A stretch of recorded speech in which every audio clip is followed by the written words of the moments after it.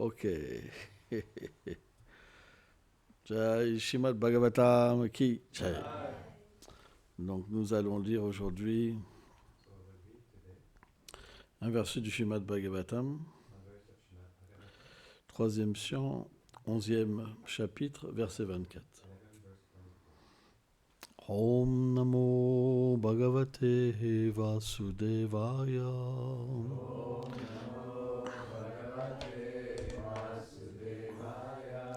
Om Namo Bhagavate Vasudevaya.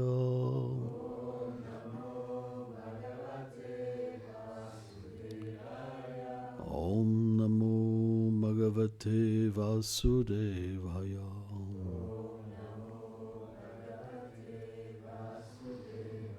Swam Swam Karam Manu Bhunte Sadikam Yekam Saptatim. Traduction. Chaque Manu tient son pouvoir souverain pour la période de 71 cycles de 4 âges. Commentaire. Selon Srila Vishwanath Chaitanya Thakur, le règne d'un Manu est de 71 cycles de 4 âges. Cela fait un peu plus de 852 000 années pour les demi-dieux, ou 36 720 000 années pour les humains.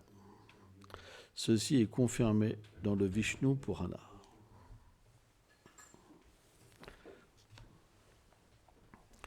Om Ganati Milandasya Kyanam Jalam Sharakaya Shakshur Militam Jena Taisme Shigurave Namaha. Namam Vishnu Padaya Krishna Prestaya Bhutale Shrimate Bhakti Vedanta Swami Niti Namine Panchakarpatarubhyacha Kripa Sindhu Bhyahevacha Patitanam Pavanebhyo Vaishnavebhyo Namo Namah. Jai Shri Krishna Chaitanya Prabhu Nityananda Shri Advaita Gadadara Shivasadi Gaura Bhaktavinda.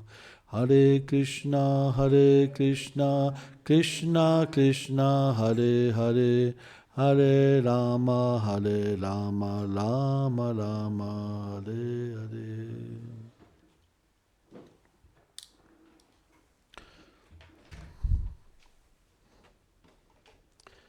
Ce verset traite du pouvoir que le Seigneur donne au Manu, qui, Srila Prabhupada explique, il donne les lois pour l'humanité. Et Srila Prabhupada explique que le propre de l'être humain, c'est de suivre les lois du Seigneur. Car à moins qu'on ne suive pas les lois du Seigneur, on n'est pas considéré comme un être humain, mais comme un animal. Alors ça peut être choquant, surtout quand on vit en Occident. Mais Srila Prabhupada met l'accent sur le fait que l'animal, il se défend, il mange, il dort, il se reproduit. Ce sont ses 4 activités principales. Parce qu'il agit par instinct. Et il n'a pas de conscience de Dieu. Mais l'être humain est doté d'une conscience de Dieu. Chaque être humain peut comprendre Dieu. Et le principe de la compréhension du Seigneur, c'est de suivre les lois du Seigneur. À partir de là, on est considéré comme un être humain. Et l'être humain, il lui est naturellement réservé une société pour évoluer. Et c'est ce qu'on appelle le Varnashram Dharma. Mais Sri Chaitanya Mahaprabhu explique À moins que le Varnashram Dharma se fonde sur le service de dévotion, il est considéré comme matériel.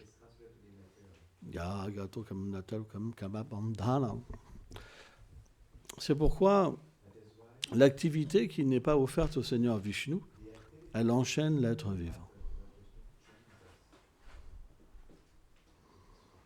Et c'est quelque chose qui est très important. Parce que quand Krishna dit Sarvam Dhanam Parityatam Kamsam Vraja, quand il dit abandonne toutes les religions, c'est des religions mixtes. C'est une religion qui ne permet pas de transcender le corps et de comprendre la nature de l'âme. C'est quelque chose qui est très important. C'est pourquoi Krishna il donne le fondement du Sanatana Dharma, c'est l'abandon. Lorsqu'on est abandonné à Krishna, alors on est situé dans le véritable dharma de l'âme. Et ce dharma, comment Krishna le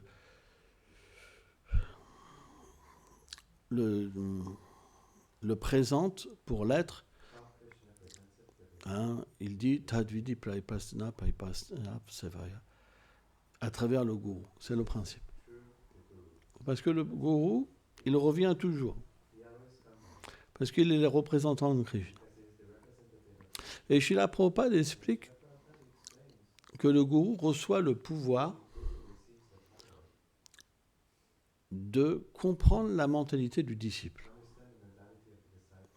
Mais, si on voit, par exemple, hier j'ai parlé un peu de l'histoire de Dhruva Maharaj,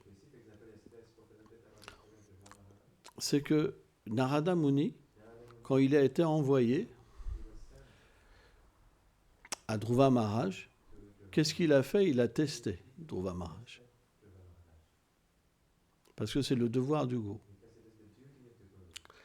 Parce qu'à ce moment-là, dans le disciple, il y a naturellement une bataille qui s'opère. Parce que quand on n'est pas pur, on est très enflé d'orgueil. C'est un principe. On pense qu'on est super. Tout le monde pense qu'il est super. On est doté d'une qualité particulière. On est, je ne sais pas ce que vous voulez, un super prédicateur, un super chanteur. Dès que Krishna nous donne la moindre qualité, on explose. Donc, qu'est-ce que fait le gourou? Au lieu d'exploiter cette qualité, il va faire l'inverse. Et le disciple, qui est impur, il va dire « Oh, mon gourou ne me comprend pas. »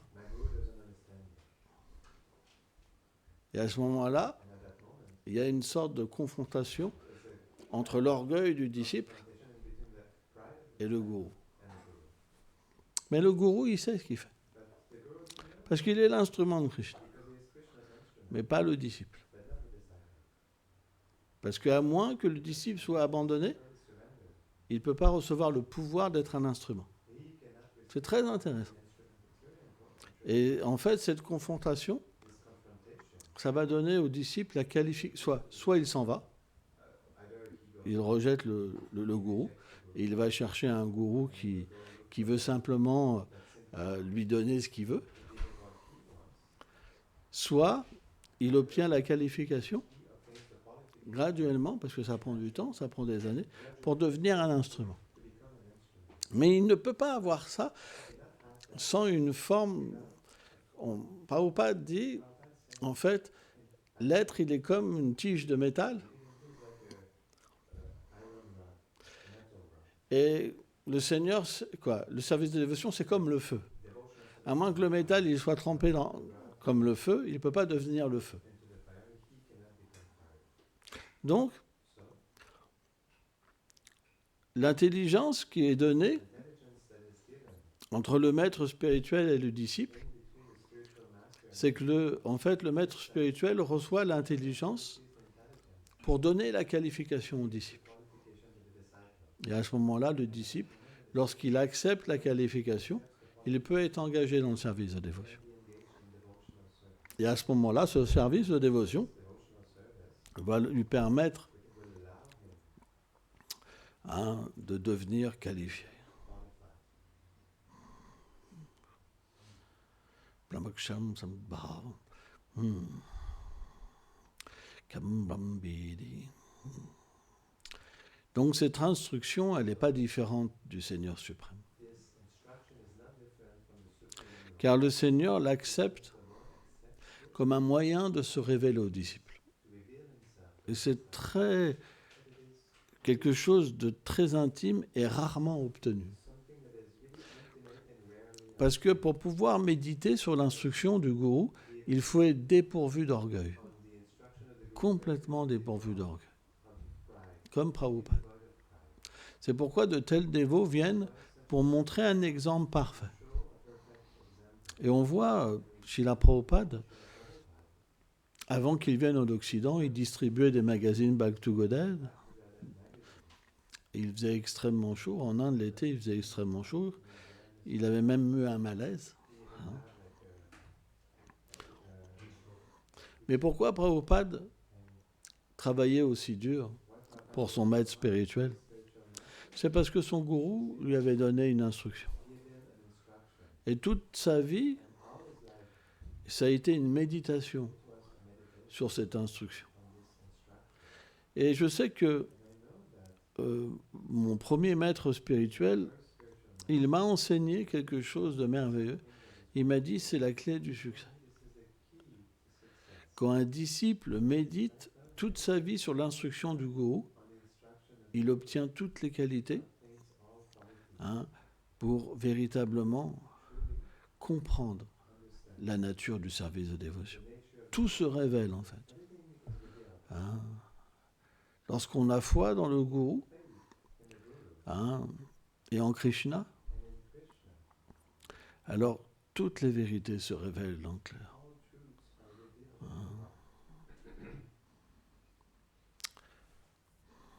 C'est pourquoi c'est la méditation du disciple.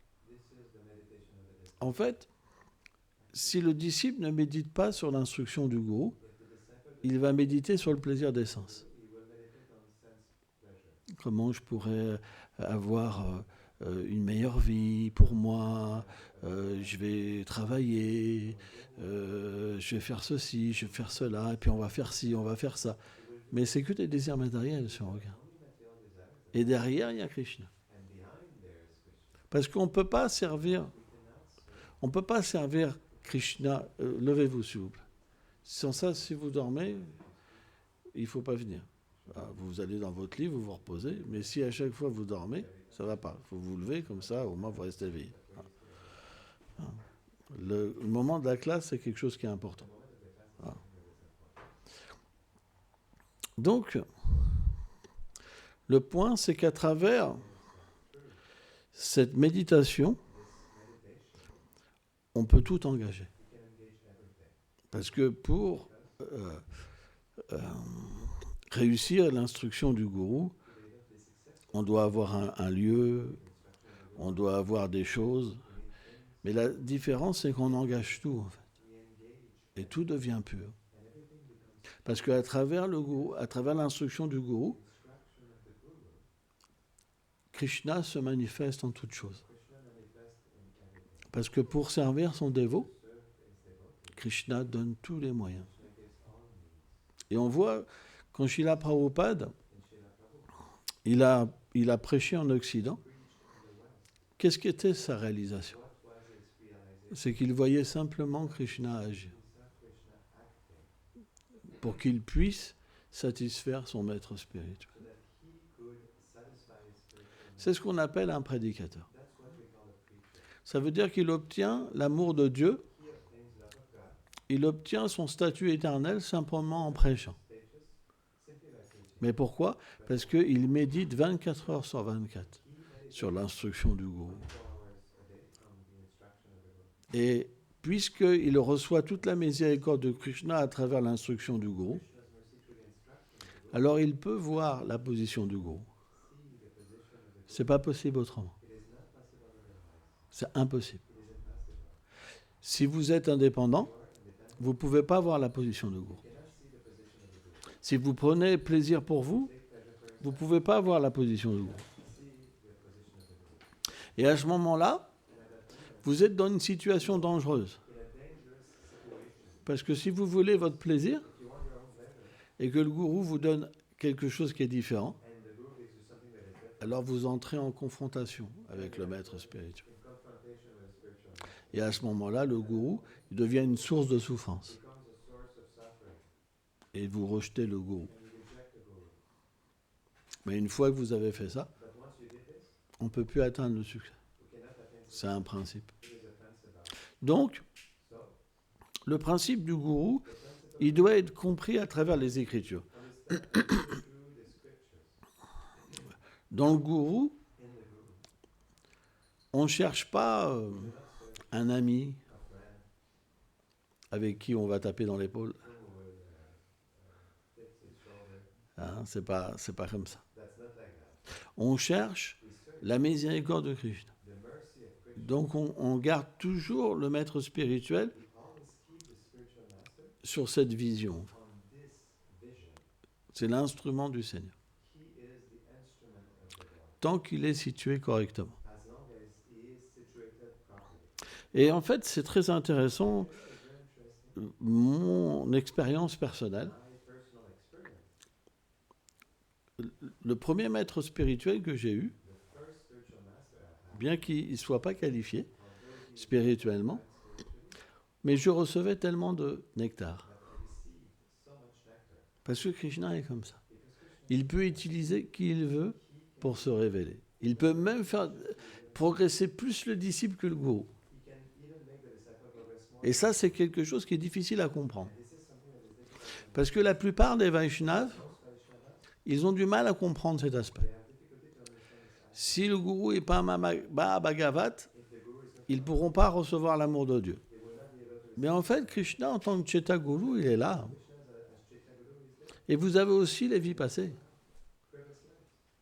Un disciple dû aux vies passées, il peut être plus avancé que le gourou qui l'accepte. Et il peut directement, en fait, être nourri par Krishna dans le cœur. Et ce qui est vraiment intéressant, c'est qu'à ce moment-là, le disciple qui atteint la méditation, en fait, sur le Seigneur suprême, il peut même voir ce gourou-là comme le plus élevé.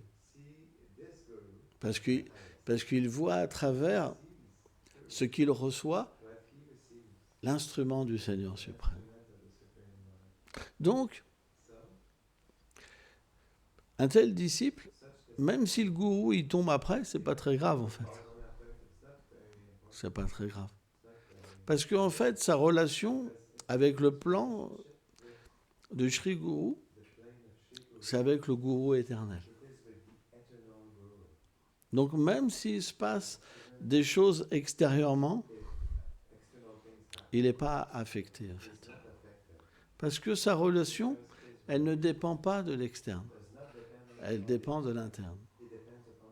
Mais le disciple, qui n'a pas cette qualification, parce qu'il a dans son cœur de la concupiscence, de la colère, de l'avidité, etc., il est contrôlé par les 6 ennemis, il ne peut pas être sur cette plateforme-là.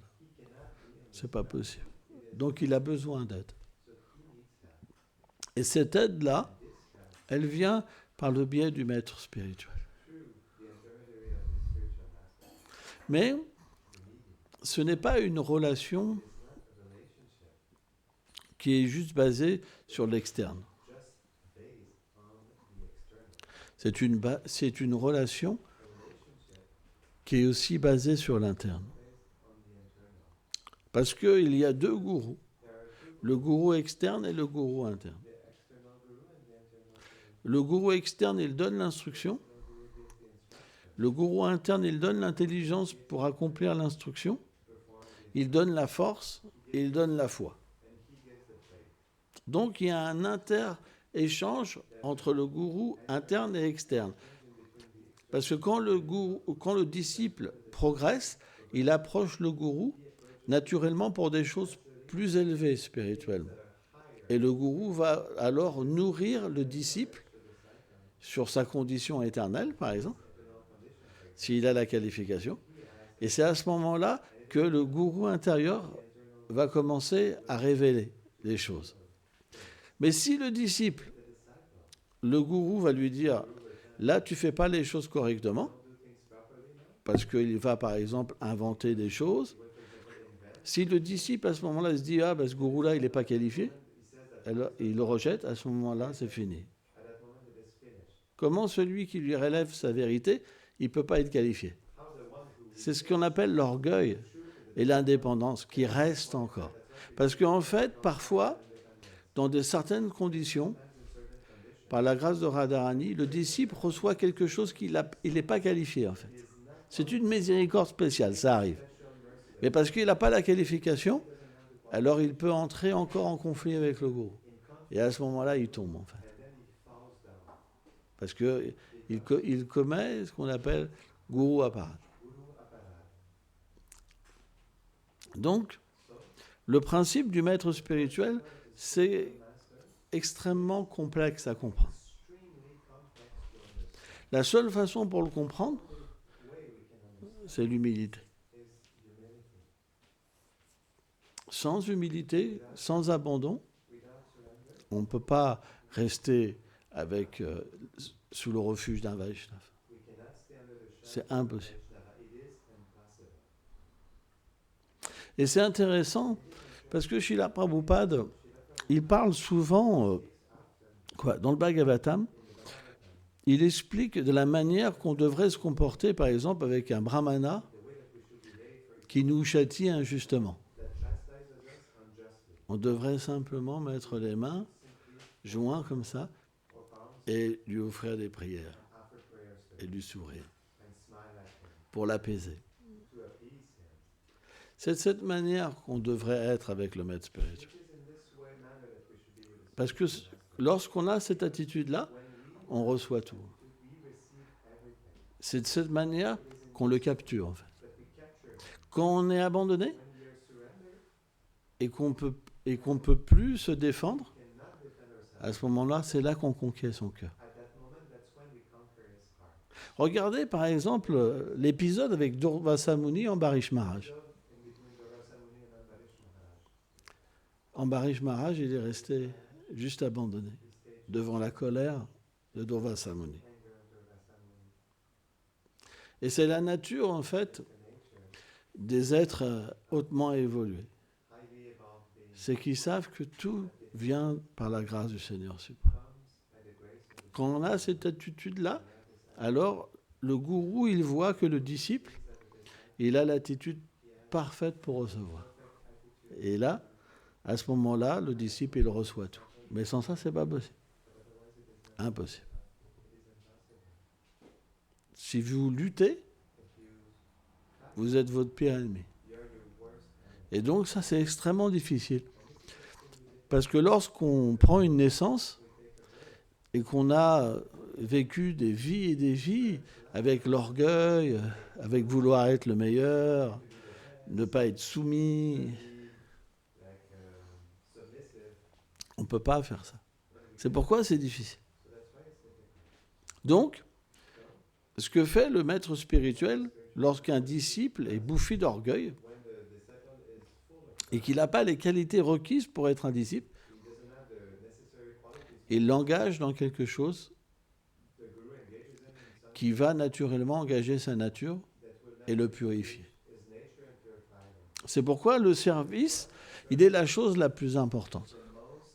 On ne peut pas chanter le pur nom sans s'être purifié. Donc le service, il est la chose la plus importante. Parce qu'il va purifier les sens, le mental, l'intelligence et le faux ego. Et une fois qu'on devient disposé parfaitement, alors on peut comprendre la nature de l'âme et la relation entre l'âme et Krishna. Ce n'est pas possible autrement. Donc, toute cette progression, c'est ce qu'on appelle la science du service de dévotion. Et Srila Prabhupada a expliqué que c'est véritablement une science.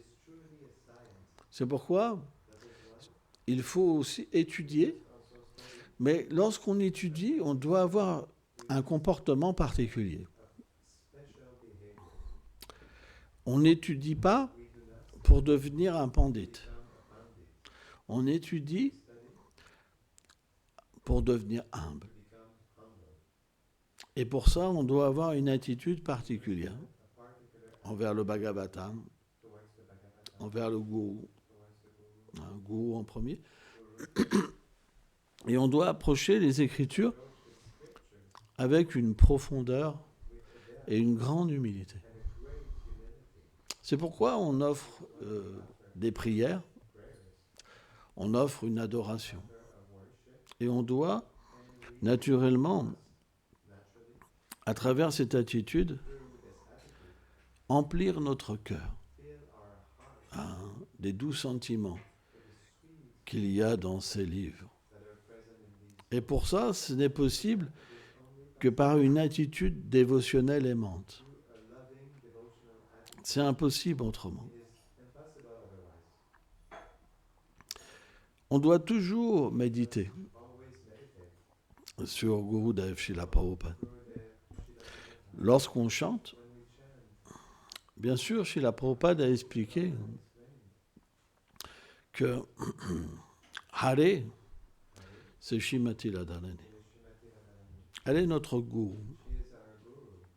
Parce qu'elle est la manifestation du service de dévotion. Sans sa grâce, personne ne peut être engagé.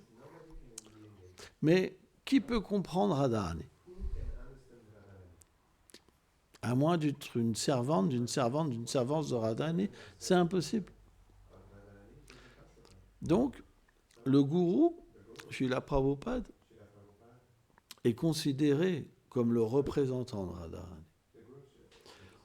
Donc, quand on chante, on doit méditer sur ses pieds pareils au lotus et pleurer pour avoir sa miséricorde. C'est quelque chose qui est très important.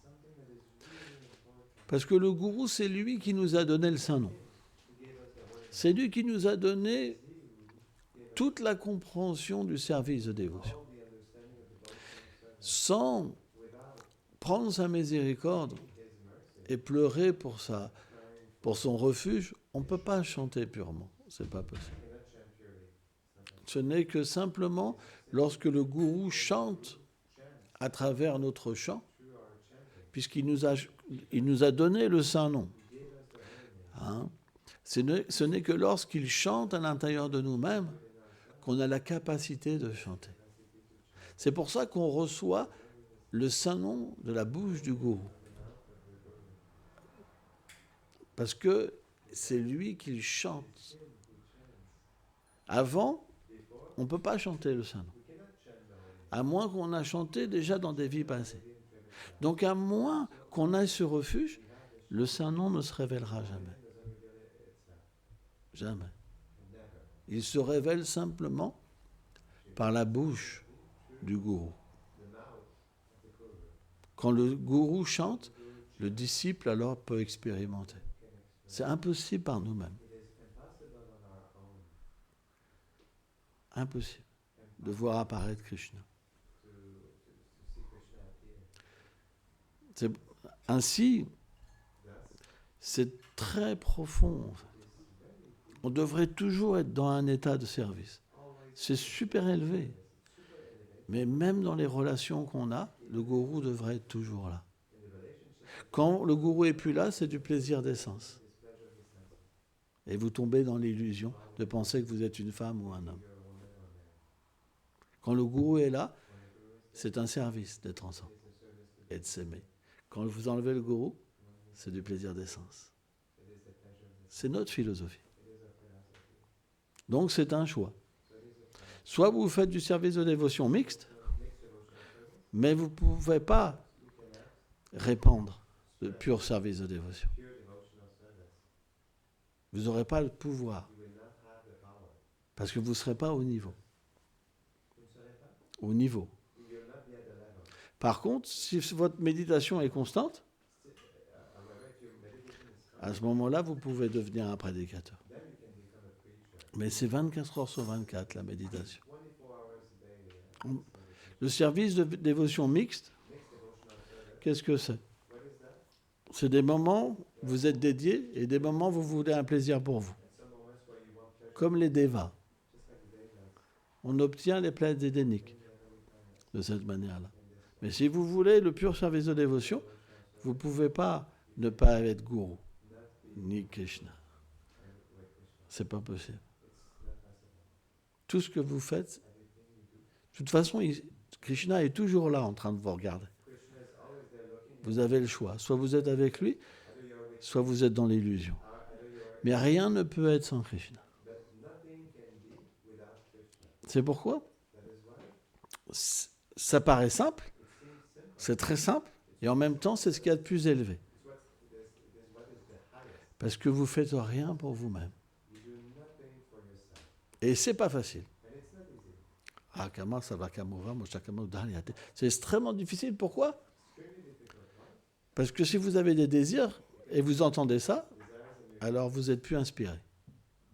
Et vous faites la tête. Vous perdez votre enthousiasme. Donc, Srila Prabhupada explique que non, même si vous avez des désirs, vous pouvez servir Krishna. Et le gourou engage les désirs. C'est très rare quelqu'un qui n'a pas de désir. C'est super rare. Donc les désirs sont là, mais on les engage. Et à un moment, ça devient, il se purifie, ça devient des désirs spirituels. Donc on a besoin du gourou qui engage notre tendance pour la rendre pure. Par nous-mêmes, ça ne sera pas possible. Ce n'est pas possible. Le service de dévotion, à moins qu'il soit donné par un Vaishnav, il ne mène pas au pur service de dévotion. Pourquoi? Parce qu'on n'a pas la qualification en nous pour rendre un pur service de dévotion.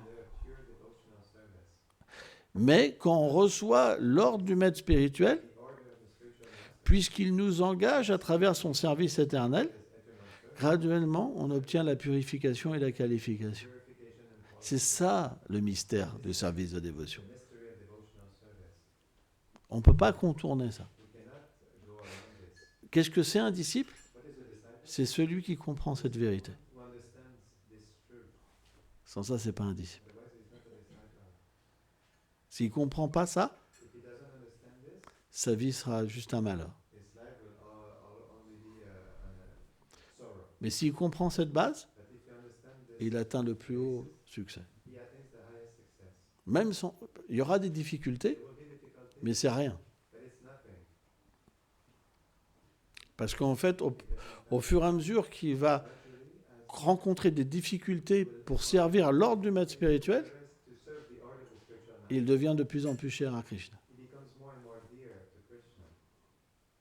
C'est pourquoi, bien que les difficultés sont là pour prêcher, en même temps, le nectar est présent. Donc tout ça, c'est des choses qu'on doit absolument comprendre. C'est important. Il avait la main avant. Donc, le disciple, parfois, dans ses inspirations personnelles pour la méditation ou son bhajan personnel, il pourrait avoir un désir qu'il voit comme quelque chose de spirituel, mais qui pourrait aller à l'encontre du désir du maître spirituel. Comment est-ce qu'on peut comprendre ça? Est-ce que c'est favorable ou pas pour le disciple? So, the disciple, sometimes, personally can have some personal inspiration in his meditation or in his bhajan, which is for him like a spiritual desire, his devotional comfort. But what if that desire goes against the instruction of the spiritual master? Can we consider that favorable or not? Pour un disciple sincère, For a sincere disciple, quand on parle de la sincérité, ça ne veut pas dire la pureté suprême. when we speak about sincerity, it doesn't mean supreme purity. Mais on parle de sincérité. But we speak about sincerity. Mais dans la sincérité, on peut aussi faire des erreurs. In the sincerity, we can also make mistakes. Pourquoi? Parce que le mental est là, parce que l'indépendance est là, Independence parce qu'il y a plein d'impuretés. Mais si on est sincère, Krishna fera l'arrangement pour qu'on se rende compte qu'on se trompe. Et à ce moment-là, on va accepter à l'intérieur de nous-mêmes une autre mentalité. On va rejeter l'ancienne mentalité et on va accepter une nouvelle mentalité. Et à ce moment-là, on se place d'une manière favorable. C'est graduel. En fait, dans la vie d'un disciple, c'est comme si qu'il changeait de vie souvent, en fait. C'est pas qu'il reste avec une compréhension, je connais tout. Non, il évolue constamment, en fait, en comprenant qu'il s'est trompé, qu'il s'est encore trompé, qu'il s'est encore trompé. Et en fait, en se repositionnant, alors il obtient une vision différente et il peut progresser. C'est plein comme de paliers, en fait. Personne n'y arrive juste comme ça, quoi. C'est simplement qu'avec nos impuretés, le maître spirituel nous engage et ces impuretés, ils vont naturellement se manifester dans la relation.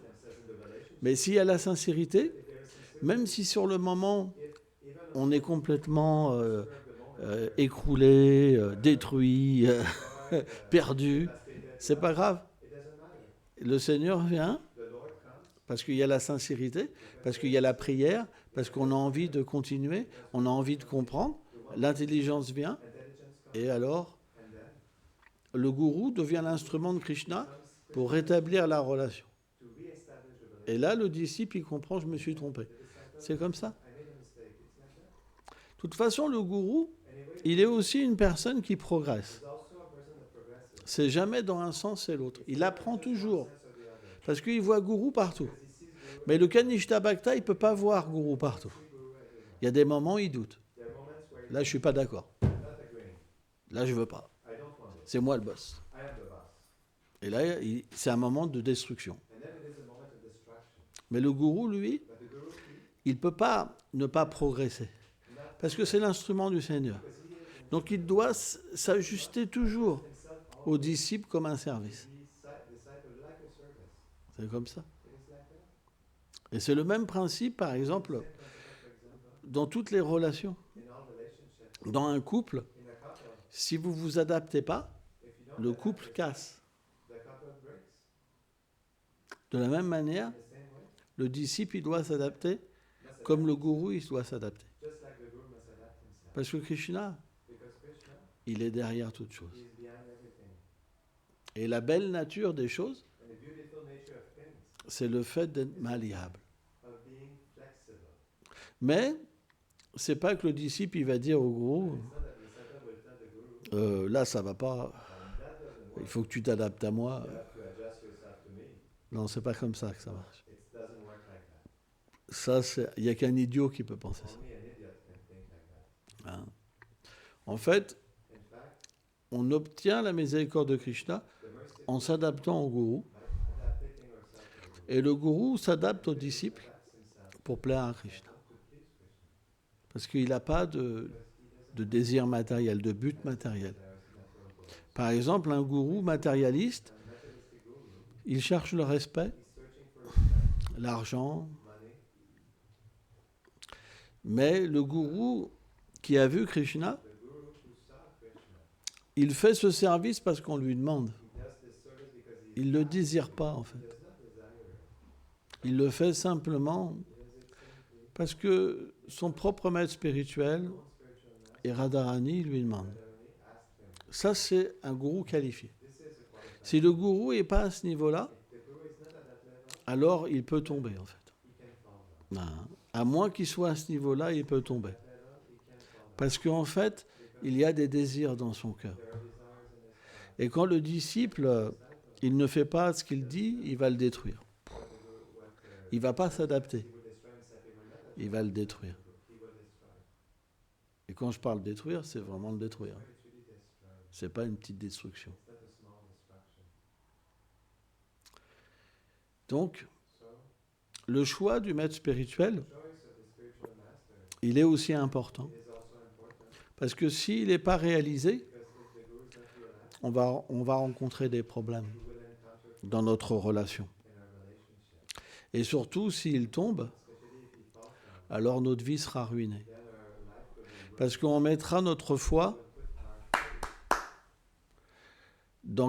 en pensant en comprenant mal le principe du gourou, parce que le gourou va mal nous l'expliquer en mettant tout sur sa personne, adore-moi, adore-moi, adore-moi, adore-moi.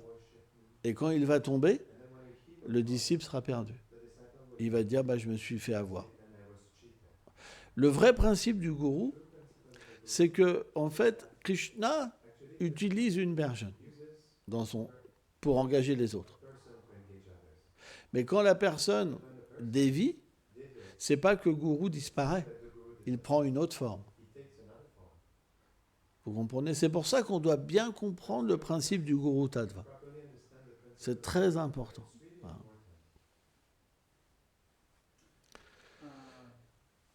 Je parlais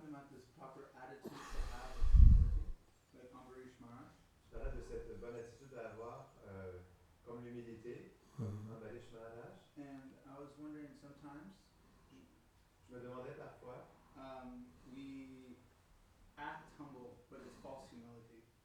on semble agir avec humilité, mais c'est de la fausse humilité. Je suis le plus bas. Est-ce que ça aide d'agir humblement, même si on n'est pas réellement humble? Oui, bien sûr. En fait, la véritable humilité, c'est quand on devient complètement pur. Parce que quand on va dans le monde transcendantal, on rencontre des êtres extraordinaires qui se donnent à nous et on est obligé de se donner à eux. Tout est parfait. Donc c'est un monde où l'humilité règne. Et donc quand on revient de ce monde-là, on devient imprégné du fait d'être inférieur à tout le monde. Et c'est quelque chose qui reste en fait dans notre cœur. Par exemple, quelqu'un va donner une classe, on va penser il est meilleur que moi.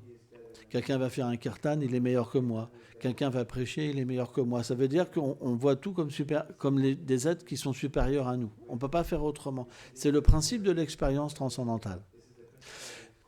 Mais quand l'expérience transcendantale n'est pas là, il faut bien qu'on cultive l'humilité. Donc, cette cultivation, elle est très importante. Même si ce n'est pas la vraie humilité, parce qu'elle n'émane pas directement de l'âme, mais elle vient d'un conditionnement à travers les 3 gunas. Elle va nous permettre de cultiver des qualités que Krishna aime, que le gourou aime.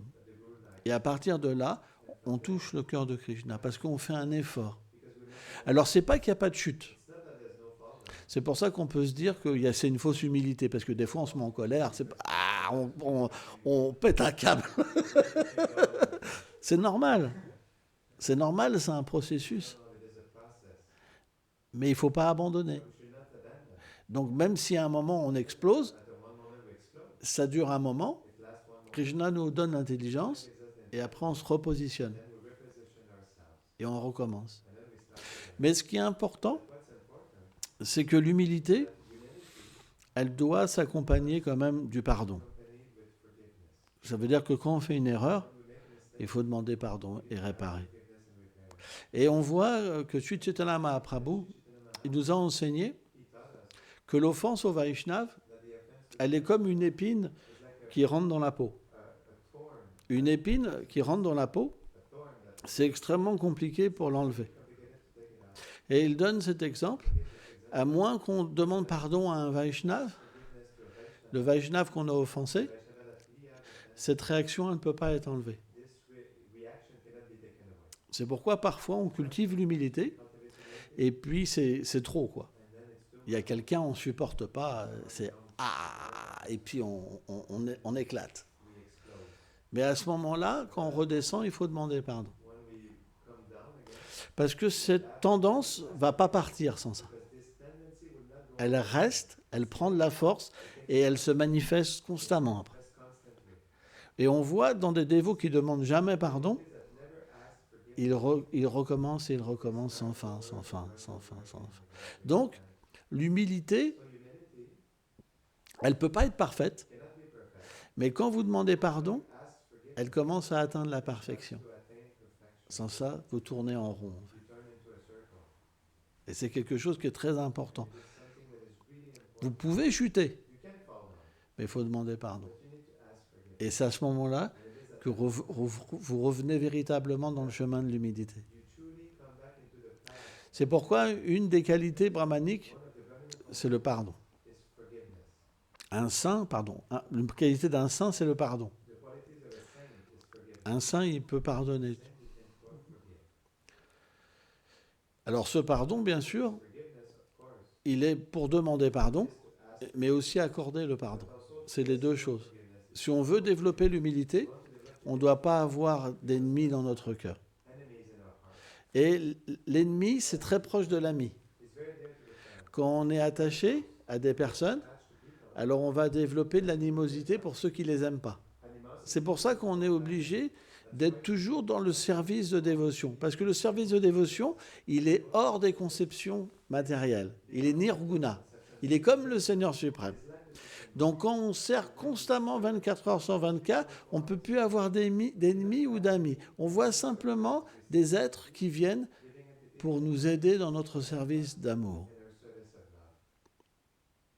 Il n'y a pas le choix. There's no Et à ce moment-là, on est humble. moment we are humble. C'est pourquoi on devrait toujours avoir des relations Have relationships avec l'humilité, with humility, avec la connaissance. with knowledge.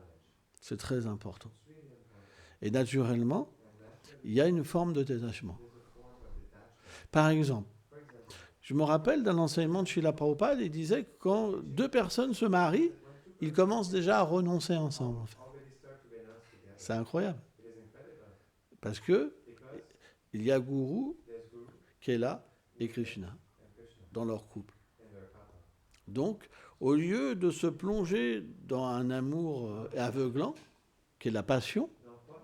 un amour aveuglant qui est la passion, That a blinding love that is passion, ils se relient ensemble pour s'aider et pour transcender l'illusion matérielle. the natural illusion. Ça, c'est le véritable couple Vaishnava. C'est ce qu'on appelle Grihastha. That's what we call Griha. Sans ça, c'est Grihamedi. Otherwise, it is Grihamedi. Alors, bien sûr, dans cette relation, il y a l'amour, il y a tout, mais Krishna est toujours là. En fait. Krishna is always Krishna observe la beauté the beauty que ses dévots s'aiment. that his devotees love each other. Et c'est quelque chose qui est important. And it is something that is important. Et c'est de l'humilité. This is humility. Parce qu'on va avoir un rapport avec notre femme, ou la femme va avoir un rapport avec le dévot, dans l'humilité. In humility. C'est de l'humilité. It is humility. On cultive l'humilité. Cultivate humility. Tu es une servante You are a servant de Krishna. of Krishna. Oh, tu es un serviteur de Krishna. You are a servant. C'est pour ça qu'on doit avoir la déité. You must have a deity. En fait, Srila Prabhupada explique que dans chaque maison de Grihastha, il y a la déité. There is a deity. Parce que comment on va servir Krishna? How will we serve Krishna? Comment on va pratiquer le matin le Mongol Arti? In the morning, the Mangalarti. Comment on va cuisiner, faire les courses? Comment on va les travailler? Pour qui on va les travailler? Pour maintenir qui? On maintient les déités. We maintain the deities. Il ne peut pas ne pas avoir les We déités, cannot not be deities parce qu'on tombe. because we fall down. On ne pourra pas être engagé. We will not be able to be engaged. Par nous-mêmes, On our own, c'est très difficile. it's very difficult. Ce n'est pas nos petits tours le matin en se levant qui... Non. Déjà, il n'y a pas de goût entouré de dévots et tout un principe With devotees, de miséricorde, alors tout seul. Donc il faut la déité. the deity is needed. C'est super important. Super important. Et Chaitanya Mahaprabhu, il a dit, en fait, il se manifeste toujours sur deux principes, la déité et le saint nom. Manifest in two principles, the deities and the holy. Et Namacharya Sridhar Thakur explique que ce principe, il est indissociable. He explains that this principle C'est très important. is social. Bhaktivinoda Thakur, il dit, là où il n'y a pas la déité, la religion matérialiste. It is materialistic religion. On ne peut pas engager ses sens, son mental, son intelligence, son ego, c'est impossible. Our ego, it's not possible. Et c'est le centre de notre vie. It's the center of our life. Et donc, selon le sentiment qu'on a, Or the feeling that we have. alors on adopte un sentiment ensemble pour servir la déité. Et là, le couple, c'est parfait. Quoi. C'est pareil. Mais c'est très scientifique. La déité, c'est super important. Parce qu'on peut tout relier avec la déité. Toute notre vie devient du service de dévotion pure. Becomes devotional Parce qu'on ne prend rien pour nous. Et après, etc., etc. Bon, bref. Bon, on va s'arrêter là. Tiens. Oh, pas mal.